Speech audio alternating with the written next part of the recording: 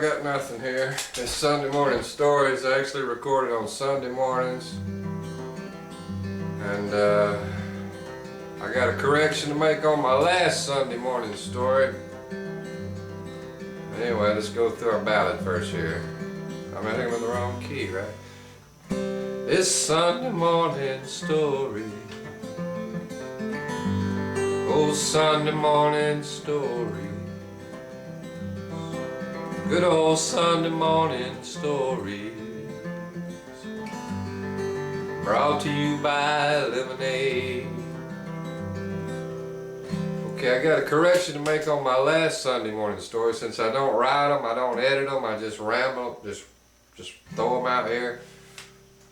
I made a mistake in my last one. I said Tim Malier taught me how to drive the truck, and that's not true. J.O. taught me how to drive the truck, the Kenworth truck. I never drove a truck before in my life.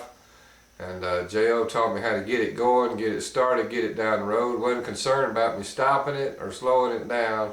just get going. And anyway, my first run, I never drove a truck, had no license, never been in a truck.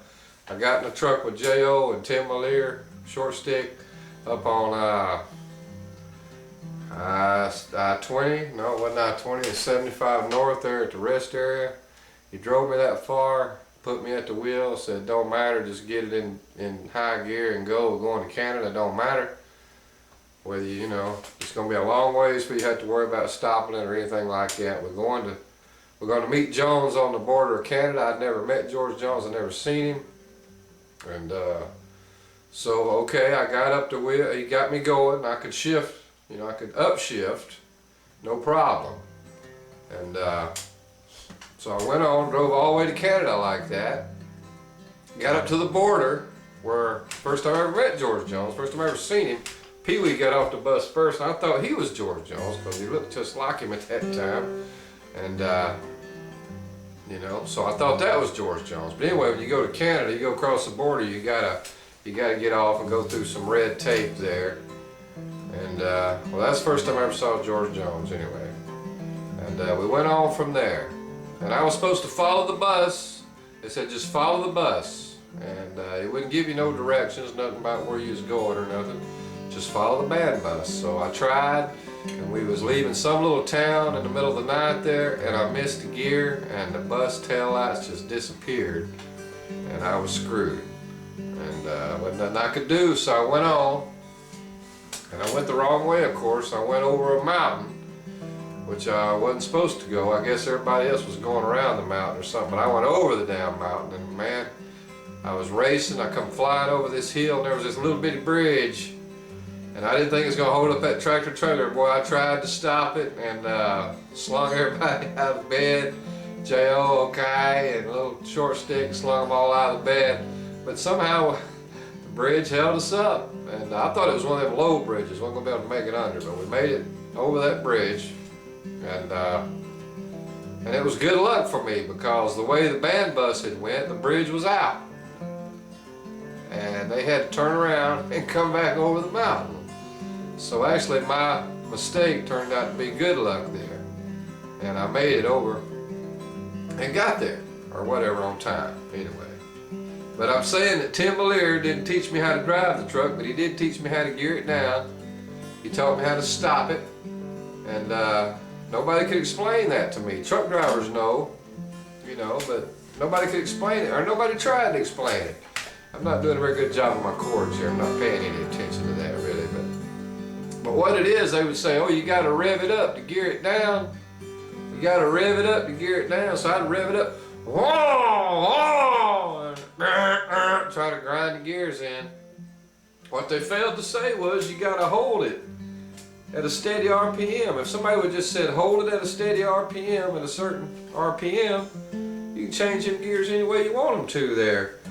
But nobody said that, and so I couldn't gear it down. It was all I could do to stop that truck.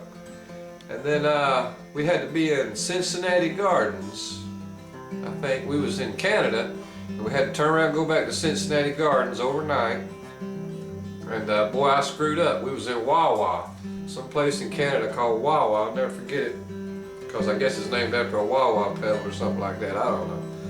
But anyway, man, we took off from there, and I drove down these crooked little roads. There was the crookedest little roads, little humps, with just all these little humps, and it was dark, and the truck lights did not shine no more than 10 feet.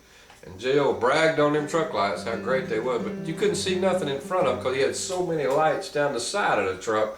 The whole truck was covered in flashy show lights, and I guess it sucked the power away from the headlights because you couldn't see nothing out there. And you go to these little humps, man, I drove like a madman. I didn't have any time, and I drove like a madman. Somehow I made a wrong turn, and I wound up all the way back in Wawa after 2 hours of driving. And that wasn't good. Boy, that wasn't good at all. And I knowed I was in trouble, and I sure didn't want to deal with the wrath of J.O. because J.O. was a mean man. I'd seen him do some mean things. I'll tell you later, I guess. He just had a short temper.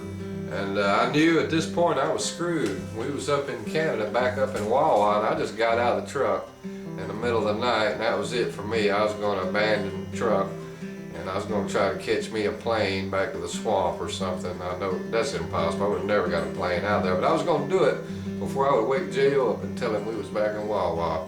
And with Short Stick, Tim woke him up, and somehow he dealt with it. But he told me, you better turn this truck around and you better drive it like there ain't no tomorrow. And we better be in Cincinnati Gardens on time. And that was going to be tough, man, because I done went the wrong way for 2 hours. I'd done stuff like that before, but never this bad. And Tim stayed up all night with me, and I had to run back down them same little humpy roads. But this time I done been over them once, so I flew down them this time, just flew over them humps into the dark and tried to hang on to the yellow line all I could, you know, to keep us from getting killed. And Tim taught me how to downshift the truck that night. That's when I learned, because I had to be back in Cincinnati Gardens. And he taught me to hold the RPMs, and that's when I learned to downshift, and then I could drive the truck.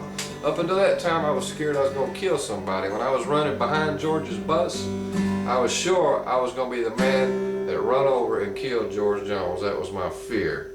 But anyway, Sunday morning stories. I know I've run over time probably. I got to cut it short here. I thank you, Tim Malier, for downshifting. I had to correct for Jim Owen like a brother to me, taught me how to drive the truck. I owe you everything in the world, Jim. If you ever see these videos, I still love you. I love you all, and I appreciate it. It's Sunday morning stories. Y'all keep a good thought. Don't get caught. That's Blue Roads 10-4.